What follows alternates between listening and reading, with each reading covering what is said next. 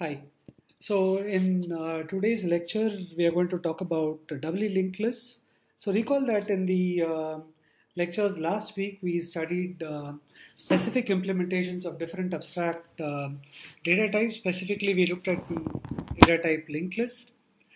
And what we did was we described the abstract data type and then identified the appropriate methods, the appropriate data, and we went ahead and implemented it. After implementing the different methods associated with the abstract data type, we used these methods in a specific programming exercise. Let me recall the programming exercise for you. The programming exercise was to take two large integers as input and two large positive integers as input, and then add those two large integers. While this exercise looks to be very simplistic, it is a very interesting exercise. It's an exercise in learning how to manage and maintain linked lists, and you can add arbitrarily large integers. We made some simplifying assumptions. We assumed that the integers are always positive and that there are no decimal points and so on and so forth. Right? And most importantly, while implementing the linked list abstract data type, we also paid significant attention to programming practice.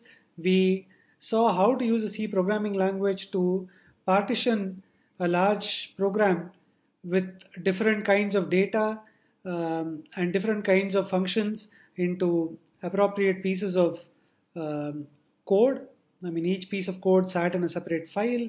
One was referred to as a source, the other was an object file, and the third one was a header file. And all these are important programming practices.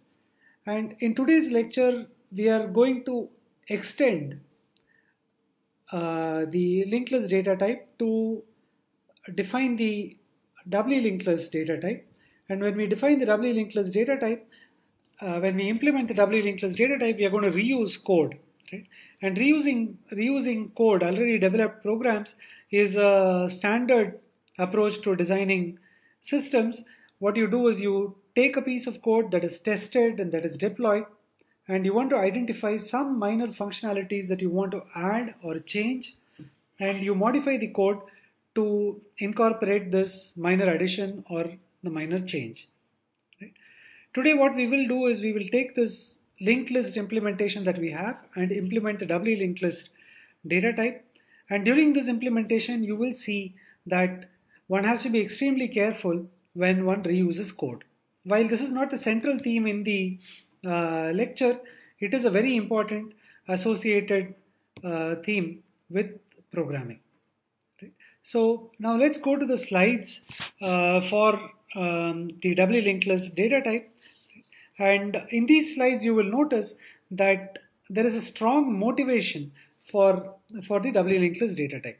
Right? In other words, we are interested in the issues of efficiency associated with this big int arithmetic, the big integer arithmetic, and to deal with these efficiency issues, we essentially introduce this doubly linked list data type, and that is the focus of today's lecture.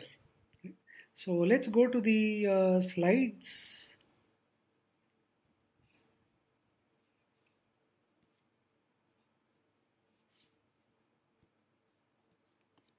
All right. So doubly linked list. So as I said before, we are going to extend the list abstract data type.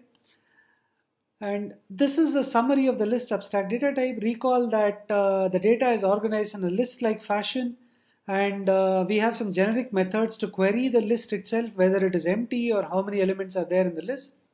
We can also query a certain position to find out whether it is the first or the last position. And then we have access methods which will tell us, which will return pointers to specific positions in the list. And finally, we have update methods which change the data values at different positions in the list. Let's look at the qualitative effort in maintaining a linked list. I use the word qualitative because I'm not going to specifically talk about the efforts in terms of quantities like time. right? So normally efficiency is quantified in terms of time, and or rather, time is one of the ways of quantifying efficiency. And on the other hand, this discussion is about the qualitative effort in maintaining a linked list. Right? So let us just look at a simple exercise that we repeatedly performed while adding a large number.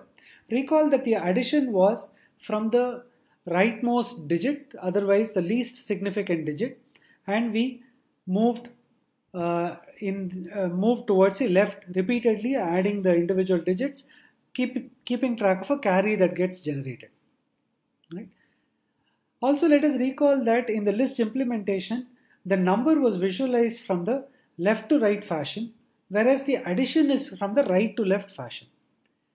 Consequently, a repeated task that we performed was to find a position which is just previous to a given node. Right? Okay. So, therefore, the effort involved is to find this position that occurs just previous to a given node. Right? The way we do it is we skip through from one pointer to another pointer, one node to another node by traversing the pointers. Traversing meaning we move from one pointer, one node to another node by crossing the pointer. This is just a way of visualization. And once we find the correct node, that is a node whose successor is the given position, we have found the immediate predecessor. And this is a repeated effort. Now observe that the number of pointers that we traverse is representative of the amount of time that we spend in finding the predecessor node. And therefore, if we are repeatedly querying for the predecessor node, then using the linked list data type to represent your data is a bad idea, because the algorithm will repeatedly, the programs that we write will repeatedly be traversing the lists from the head onwards, because in the linked list data type we have access only to the head of the list. Whenever you need to find a specific position, you have to find that position by traversing that list. Therefore, to avoid the effort of traversing the list, the doubly linked list data type is used, and it is obtained by modifying a very minor modification to the linked list data type. It is also clear that the number of traversals that we form, that the number of traversals that we perform controls the speed of the big integer addition. That is, if more the number of pointer traversals, longer the running time of the addition algorithm. Therefore, our goal is to attempt to reduce this effort. To reduce this effort, we introduce the doubly linked list data type. Therefore, what we do is a very simple modification. At each node, we also keep a pointer to the predecessor. Therefore, we modify the node data type that we had with the linked list implementation. The way we modify it is by just adding one more pointer to the node data type, and this pointer is designed so that it will contain the address of the previous node in the list, right, or the predecessor node in the list. Therefore, the doubly linked list is obtained by extending the singly linked list in this particular fashion. Right? We essentially keep pointers to the before and after nodes for each position, right? Except for the head node of the list, or the first node of the list.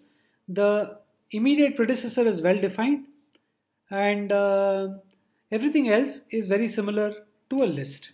Right? All the methods are essentially the similar. But since we are maintaining additional data, the implementations of some of these functions will definitely change. In particular, let us take the case of before of p. Recall that before of p was taking a position and a list as an argument, and it would return a pointer to the element which is before p in the given list. Right? Earlier, this function would essentially traverse the whole list and find the predecessor of position p, right, in the list implementation. But in the doubly linked list implementation, it is just one pointer query. That is, you only have to take the previous value. Right? That is, you take the previous field of this particular object, right, and essentially we get the previous position to P. Other methods are conceptually the same, the return values are identical, there will be some minor implementation, minor modifications in the implementation. Right. So how do we now implement it? Therefore, here comes the second important concept. We can of course start implementing the ADT from scratch, but in this lecture we are going to do something interesting. We are going to reuse the code that is written, right, for list. When we reuse code, we have to be very careful and modify the definition of node. This is very clear. There is no conceptually the modification we have already discussed it. We will keep a pointer to the previous node. Right? Essentially, we'll have one more pointer. But when we modify the definition of the node, we should also remember to also change the name of the appropriate types, because we are working with a C programming language. So especially if you're going to use the linked list data type in the program and also the doubly linked list data type in the program, then naming conflicts must be very carefully avoided. Right? We will see that in a minute. The second modification that we need to perform is that we need to modify the before function and other functions to take care of the fact that the node data type has one additional piece of information which ensures that we can avoid some search. Right? Therefore, two major modifications. One, we change the structure of the node data type. We keep one additional field inside it. Second, we use this additional field to simplify the implementation of different functions. These are two conceptual modifications.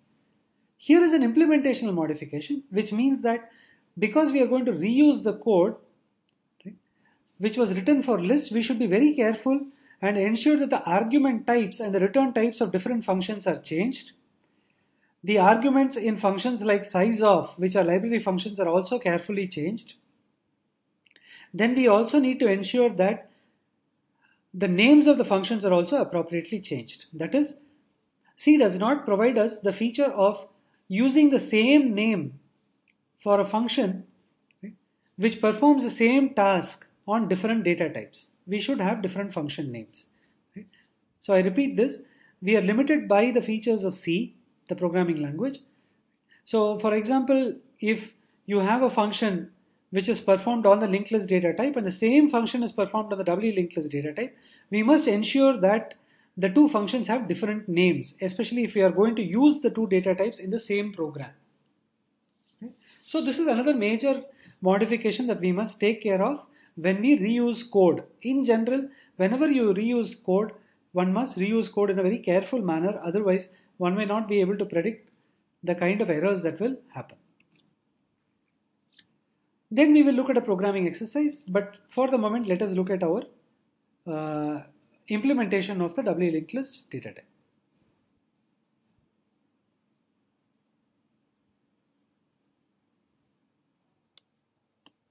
All right. So let us just look at the doubly linked list data type and let us see the kind of files that we are going to deal with.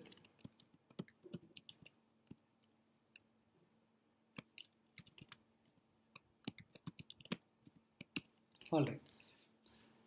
So you will be familiar from the previous lecture about the three files, list.h, listinterface.h and listmethods.h. These are the three source files, and the object file was obtained by compiling listmethods.c and it is called listmethods.o.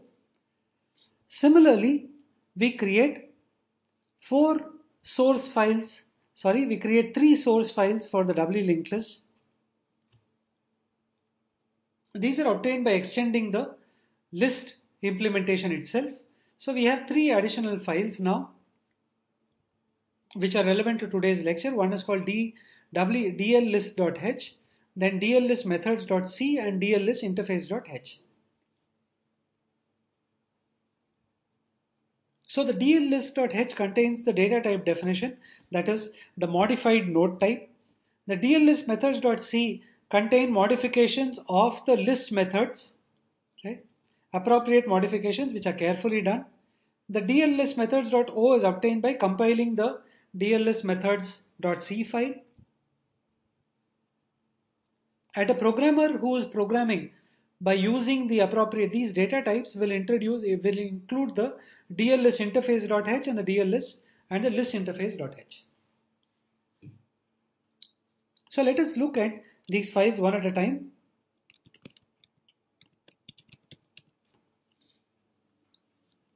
As you can see, the modification is that the type name has changed. It was struct container, now it's struct D container. D stands for doubly linked list, the first letter. Then the additional pointer previous field has been added, right? And the type name has also been changed to DL underscore node from node. Right? Now it is important to note that all these type names need to be carefully changed, especially when we are planning to use both the data types in the single program.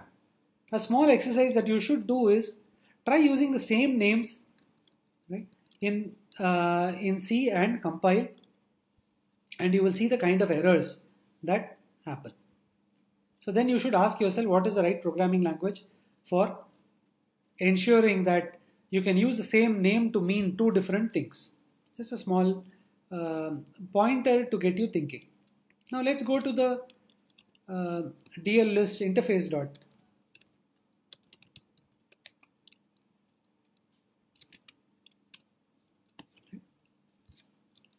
So again, now we have included the DL list.h. This is the interface file. This contains methods that programmers will use. This also tells us what kinds of methods we have implemented. Okay. So let us just see if one compares the files associated with the linked list and the doubly linked list, you will find that uniformly we have changed the argument types from node to DL node. Right? Secondly, observe that we have changed all the method names. Right? Size has been changed to dSize, isEmpty has been changed to dIsEmpty, isFirst has been changed to dIsFirst, first has been changed to dFirst. Observe that I have carefully added the additional character capital D to ensure that there is no confusion for the compiler because of this mistake of using the same function name, right, in two different abstract data type implementations. That is, I'm avoiding the situation where I use the same function name in two different abstract data type implementations. Especially in C, this is not permitted. So this is basically the list of all the methods that are implemented in the list methods.c, and this is what a programmer who wants to use a doubly linked list data type will include. So now let's go to the list methods.c, which contains the implementation.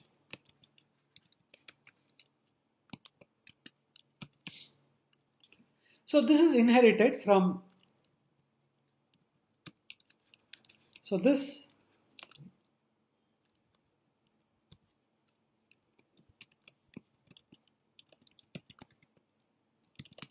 extends list methods.c.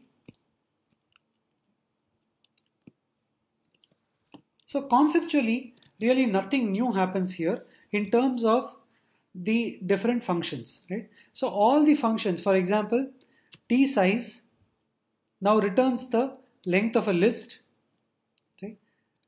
dIsEmpty, so the concept associated with each function is exactly the same. Right? The implementation details change, and the implementation details change in the following way. Let us just look at the way in which the implementation detail changes.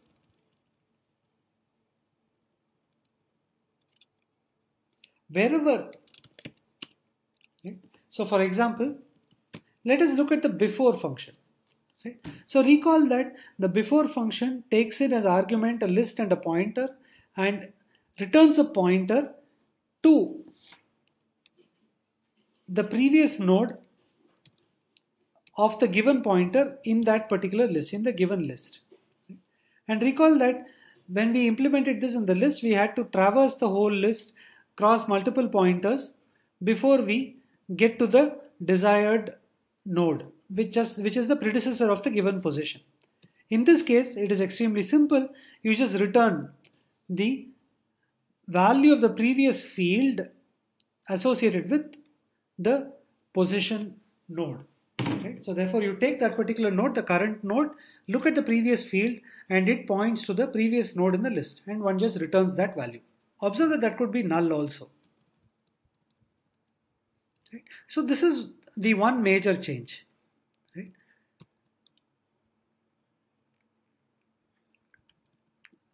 The other major change that we have is that the way we are going to, in today's lecture, we are also not just going to implement this data type, we are also going to compare the big int addition program, right, by considering two implementations. In one implementation, the numbers are stored in a singly linked list, and in the second implementation, the numbers are stored in a doubly linked list. And the way we compare the two implementations is by keeping track of the number of times pointers have been traversed while trying to perform the addition operation of the two integers. Now, we have added an additional variable, right, which keeps track of any pointer access by calling this we have added this additional variable called dl pointer travs count. What it does, it's a doubly linked list pointer, right? And sorry, it's a variable that is called pointer traversals count, and it's pointer traversals count in the doubly linked list implementation. Right? It's a variable which is global to this particular module, right? Which means in any function it can be changed, okay? And we have initialized it to 0. Okay? So let us see where all we change it. Every time a pointer is being traversed, we increment this variable to recognize the fact that a pointer has been traversed. Right? So where are all the places where the pointers get traversed? Recall that when you want to compute the size of the list, then you have to essentially so when you keep track of the size of the list, you essentially have to traverse a pointer to go from one node to another node, right? And therefore we are incrementing the value of the count. Another place is when we have to find the last element in the doubly linked list. We traverse the whole list, right? We skip pointer after pointer, and every time the pointer is skipped, we actually we increment the counter. And these are the only two places where this counter is changed. Let us just look at the list methods.c. Here also we do the same thing. So we have introduced a new counter called L underscore pointer underscore travs. This counter keeps track of the number of pointer traversals in the linked list method, right? In the linked list implementation. Again, this is a global variable, global to this module, which means it can be modified in any function inside this particular file.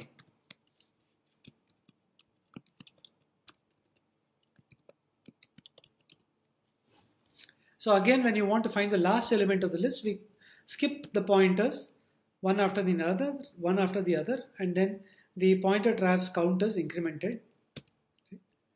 And another place is here, it's very important. When you want to find the predecessor of a given node, again you have to skip the pointer starting from the head of the list right up to the point when we find the appropriate node that we want.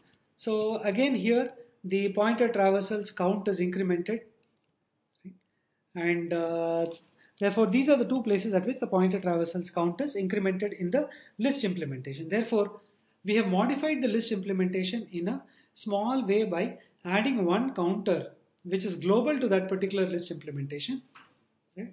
And this counter basically, the value is incremented whenever the pointer traversal instruction is executed, just after it or just before it. So these are the only changes that we have made, right? And observe that we have taken the list implementation, made a copy of it, and then modified it by just updating the appropriate arguments very carefully for all the methods. But you would have also observed that we changed the function names carefully. So this completes the implementation of the doubly linked list abstract data type. Right?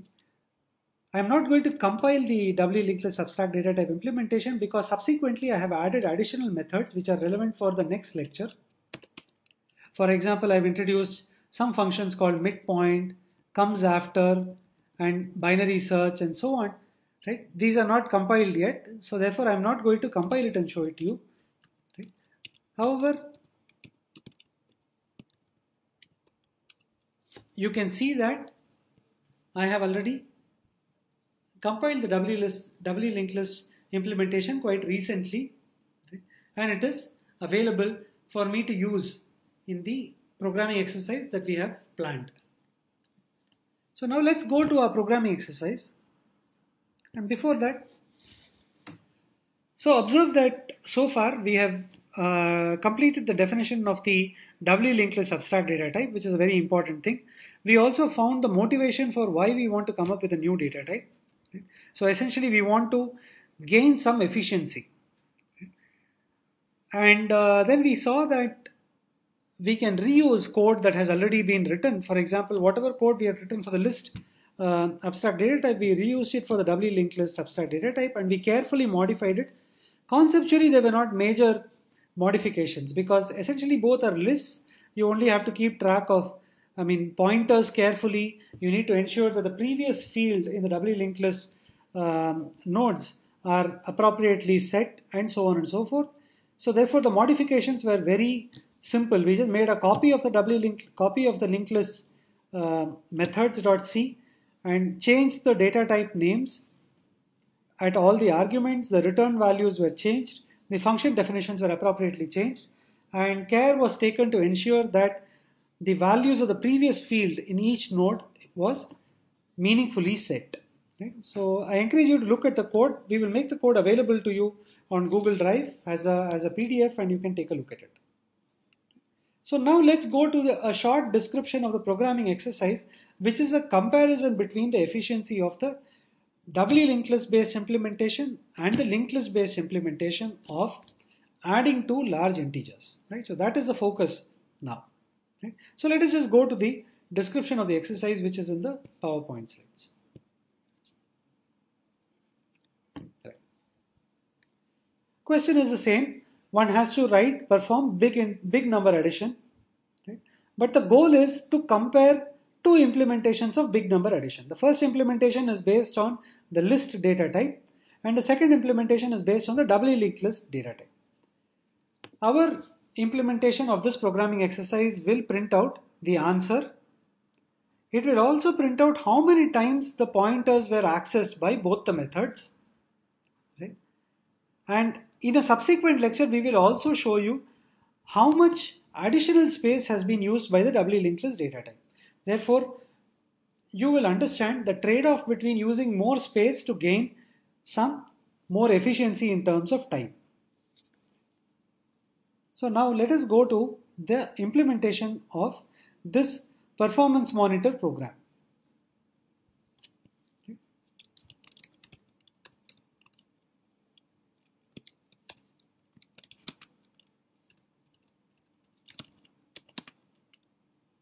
Okay.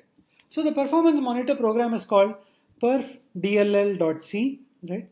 It is an application program which uses both the data types, which means that if you look at the C code, you are going to see that both the data types, both the header files have been included, and the program uses methods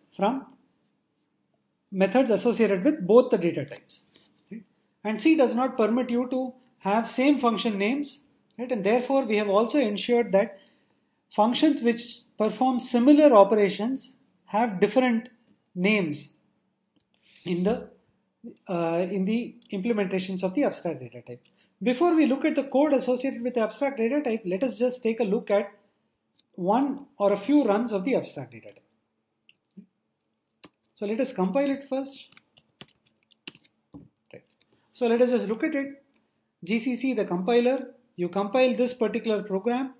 The output goes into this executable perfdll, and you link the object files link method.o and the doubly linked list methods.o. Now the executable is ready. Let us run it.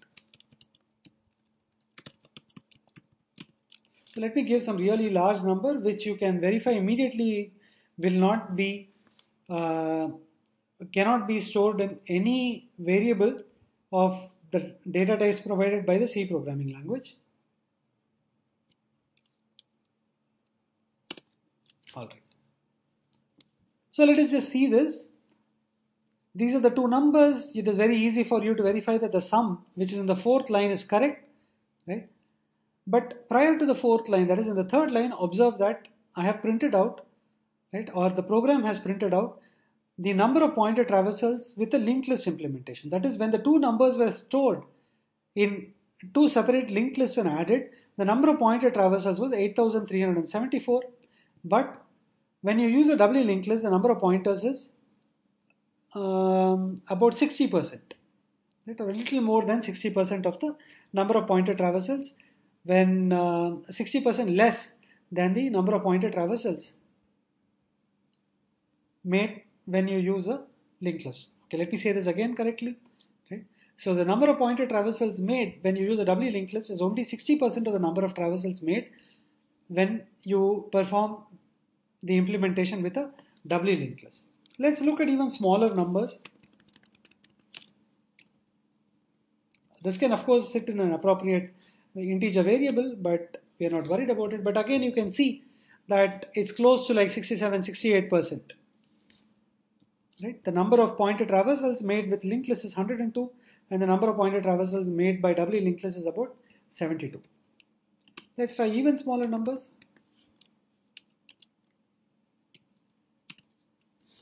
Right?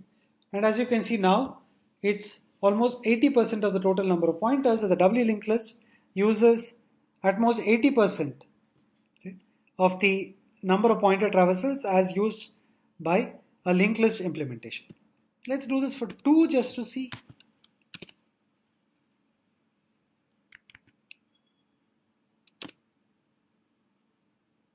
All right. So this is interesting. Observe that uh, observe the number of pointer traversals in both the implementations is the same. Therefore, as the size of the numbers keeps reducing, observe that the implementation with linked list and doubly linked list seems to be more or less the same. I mean, it's getting close. As the numbers reduce, it reduces from 65% onwards to something like 68% to 80% to 100%. That is, they use exactly the same number of pointer traversals. And observe that this is an experimental validation of our quantitative analysis of quantitative effort. Right? So recall that, experimental validation of our analysis of the qualitative effort. Right? So recall that we started this discussion by saying how much effort is put into traversing pointers, and we did not assign values to it. But here is an experimental validation. We are essentially saying that it looks like the doubly linked list implementation uses only about 60% of the number of pointer traversals made by the singly linked list implementation. And it is not clear, right, what the exact percentages from the analysis, and that is typically what is the content of a formal analysis. Like if you study a data structures and algorithms course, such concepts are carefully analyzed, right, in a course. But in this course, we are focusing more on the experimental evaluation. So let's try even a larger number to see what the percentage looks like.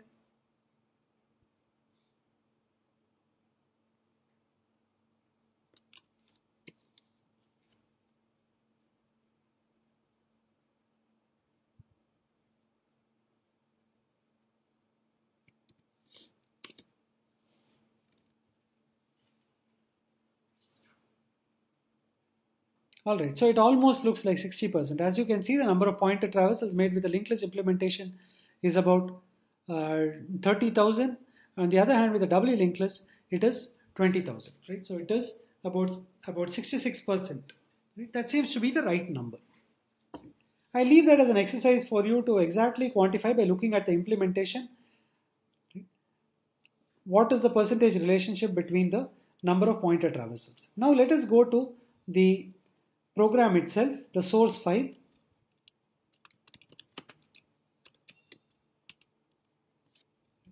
Okay, as you can see, we have included both the list interface and doubly linked list interface.h. Observe that the two variables which are the counters, okay, which keep track of the number of pointer traversals and are defined to be extern variables here. This means that the compiler uses this declaration, right, in the compilation process, and observe that the variables are not initialized here. The variables are initialized in the appropriate modules. Right? Similarly, both these variables are defined as extern. Right? Extern is a keyword which basically tells the compiler that this variable is defined elsewhere, right? Or this data item is defined elsewhere, and most likely the good programming practice is to ensure that the modification of this data item is also done elsewhere. Right? I repeat this: the two counters, right? We are using the two counters which are present in the list methods and the doubly linked list methods .c files, right? And they are included here, right, with the extern keyword, and this is mainly for the compiler to go ahead with the compilation. The function prototypes are essentially unchanged. Right? The check value character, which checks whether the character is a meaningful character, that is, we only want to deal with numbers, characters which correspond to digits. Right? That function doesn't change. We have re-implemented the print list function, right, and we called it the dprint list function, and the only change is the data type as the argument has changed, and the code inside this function also is modified to reflect it. Let us just take a look at it.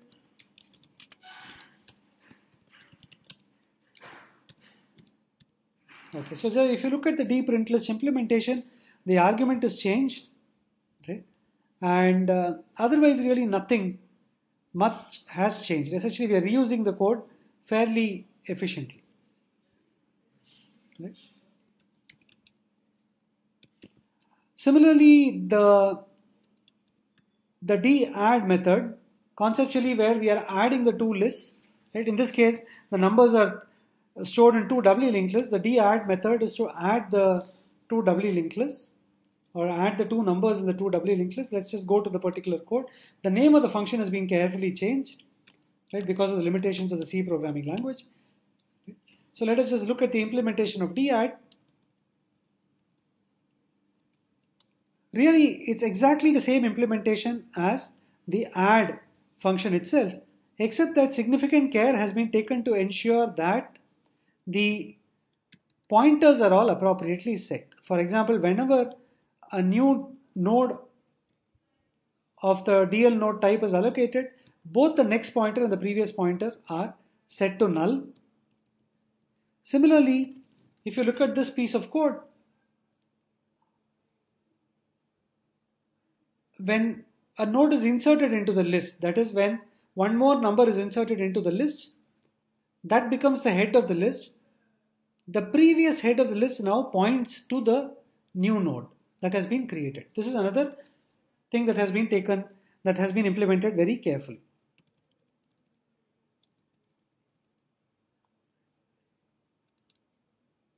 Otherwise, conceptually, the addition algorithm really does not change. Right? The other things that have changed is that whenever we needed to use the before function, right, in the list implementation, it's been changed to the d before, right, and so on and so forth. Therefore, the code is just being changed by ensuring that the methods associated with the doubly linked list implementation are used. What these methods actually do, there is no major conceptual change.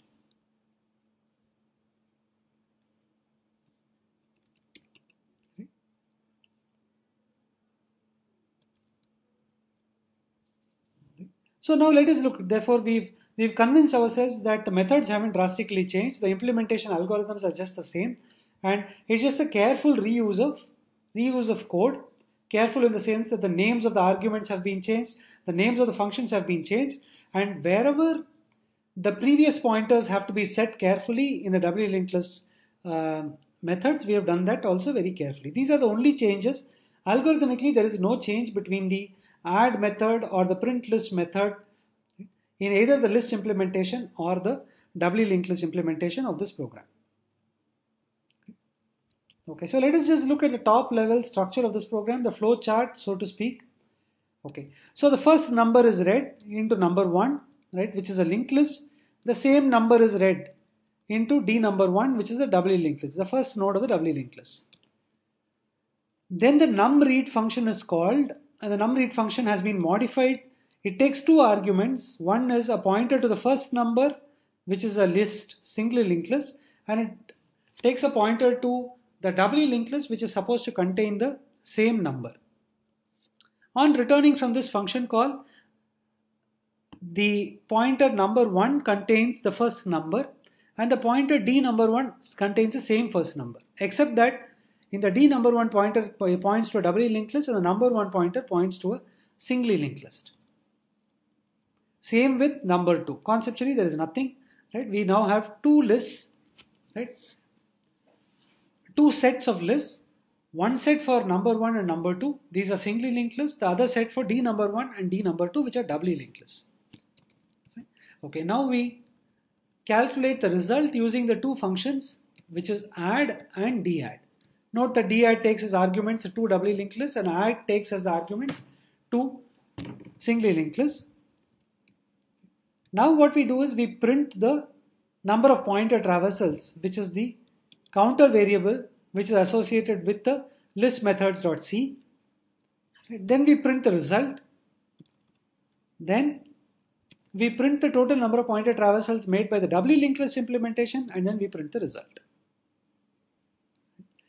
The more interesting thing for you to note is that observe that the counters are not modified in this particular program. The program has been carefully designed so that the counters are modified only in the appropriate modules. This is a good programming practice, right? So whenever you use a certain module, you ensure that the module is designed very carefully to ensure that all the necessary data items associated with the module are modified only by the module and not by any other calling function. So this completes the implementation of the doubly linked list data type, right, and the performance analysis of the linked list implementation and the doubly linked list implementation, and a comparison between the two of them. This more or less completes the lecture now. Okay. So observe what we've done so far. We defined the abstract data type doubly linked list. We argued about its importance and why it is important. Right? We came up with a qualitative reasoning as to why we need the doubly linked list data type. Then we went about and implemented the doubly linked list data type by reusing code from the list data type, and we made the modifications very carefully. Right? And then we tested the implementation by making a performance analysis program which implements the big number addition in two ways. The first implementation stores the given numbers in a singly linked list, adds them, and the second implementation stores the given two numbers in the doubly linked list and adds them. And we calculated, our program actually kept track of the number of pointer traversals and printed them out. That way we got a scientific method of comparing the two implementations. I mean scientific because we do not do a formal proof, we only do an experimental validation. What we concluded experimentally is that the doubly linked list implementation traverses a lesser number of pointers than a singly linked list implementation, and it looks like that it traverses only a 60% of the number of pointer traversals made by a singly linked list implementation. This is a very interesting fact, right? And this also shows that a doubly linked list implementation is very useful for such arithmetic purposes for large numbers.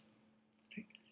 However, we did not measure how much space, additional space was used. This we will definitely do in the next set of lectures this week itself. Okay.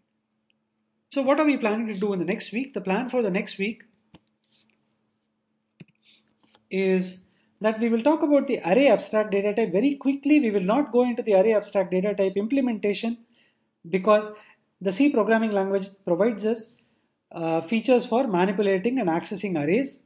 what we will do is we will use the array associated with the C programming language. We will use our doubly linked list implementation, and we will come up with a performance monitor for the binary search algorithm. We will count very carefully a certain interesting parameter which will tell us which of the two implementations is more efficient. Is it binary search on an array, or is it binary search on a doubly linked list? Again, it will only be an experimental validation and not a validation by a formal proof or a mathematical counting argument. After that, we will quickly describe the stack and queue abstract data type in this week's lectures, and next week we will apply the stack and queue abstract data types to solve certain interesting problems. So that brings to end today's lecture. So I have some requests from my side and the TA's side to all of you who are attending this course. Right? We appreciate the interaction on the forums, and we are happy to trigger such an interaction, but many of your questions requesting for extra time cannot be really honored. We've already given extra time for the first programming exercise, so I would encourage you to take your time and do the programming exercises and not request for additional time if you're not able to finish it within the given time. We may probably give you approximately 2 or 3 days extra for every assignment, right? But we cannot give you a large amount of time because the course itself runs only for about 2 months, right? And we cannot give you an inordinate amount of time. We have to move on to the next assignment. But I do appreciate your concern that you also want to learn from the material and participate in the certification exam. I appreciate that. My advice to you on that matter is that you could probably do the course now and become stronger programmers, do the programming assignments yourself, right? Work through the details, take your own time, and appear for the certification exam at a later date. This is something that that I could suggest, right? As one of the approaches to ensure that you get the best out of this course. And as you will see that the second assignment has been released, and we will ensure that the programs that I am using to explain different concepts to you in these lectures are available to you in appropriate documents for you to read through them and use them. So thank you very much, and we will be uploading this lecture shortly, and the next 2 lectures will follow shortly. That brings to the end today's lecture.